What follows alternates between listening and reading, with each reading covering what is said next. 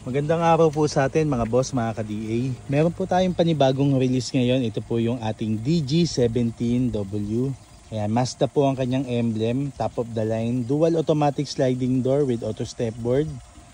Ayan, ito po yung ating mga top of the line na 17W high roof. Ayan, meron, kung mapapansin nyo po yung ating side mirror, meron po yan repeater.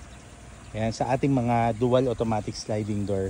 So nagpapalit na rin po pala ng tires ang ating buyer. So rugged tires po yan na R14. Ayan. Okay, so may mga pindutan po yan sa mga handle. Mamaya discuss ko po sa inyo kung ano po yung function ng ating keyless entry. Ayan, pinapagana po natin yan lahat, pati po yung ating nasa likodan. Ayan, may pindutan po yan para sa ating keyless entry. Ayan, so push button na rin po yung ating dual automatic sliding door. Ito naman po yung ating smart key ng ating 17W. So meron po yung push button para sa ating automatic sliding door left and right. So may lock unlock tayo rito na button. So ito naman po kahit nasa bulsa lang natin yan. So pindutin lang natin yung ating button ng keyless entry. So pag pinindot natin yan, ayan, maglalak siya, automatic. Sasarado po yung ating side mirror. Ayan. So ayan po yung dagdag features ng mga 17W bukod sa RBS. Ito naman po pala yung ating push start. Okay. So automatic. Pag inon natin, bubukas yung kanyang side mirror. So yan po. Pailawin lang muna po natin yung ating panel gauge bago natin i-start. Okay. Check naman po natin yung ating dual automatic sliding door ng ating remote key. Ayan. Okay. So working po parehas. Ayan. Long press lang po ang pagpapagana natin. So ayan po.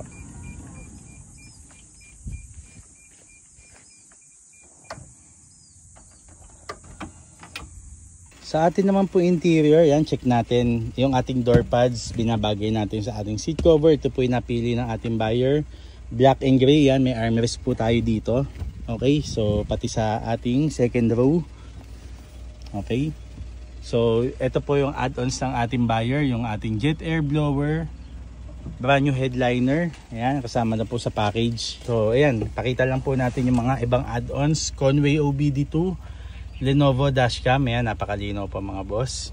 So ito po yung ating reverse cam para sa ating 7-inch touchscreen stereo with reverse cam. Kasama po lagi sa ating package to. Ayan, so add-ons po kung magiging 9-inch Android head unit. Iba naman po yun, add-ons na po pagka ginawa 9-inch. So ito po yung ating napakalinis na dashboard. Mapapansin nyo po dyan, ayan, meron po siyang texture na kapares ng ating doorboard. So ayan, binabalik natin yung original na dashboard. Okay, so ayan po, ganyan po siyang kaluwag. Ayan. So sa ating third row, meron po tayo ditong speaker. Ayan. So ito po yung ating charging port. Okay, ayan po. So sa ngayon mga boss, hindi pa po tayo tumatanggap ng mga orders. Ayan, madami pa po tayong ginagawa. Ayan, so yung harap, discuss ko na lang din. Ayan, naka 3-layer headlight po tayo. Pag mga 17W na top of the line, yung kanyang stock na fog lamp. Okay, so RBS, working po yan mga boss. Lahat po ng features ng unit, pinagana po natin. Okay, so maraming salamat po sa pagtitiwala sa amin sa FC Cars Minivan Manila. Salamat po.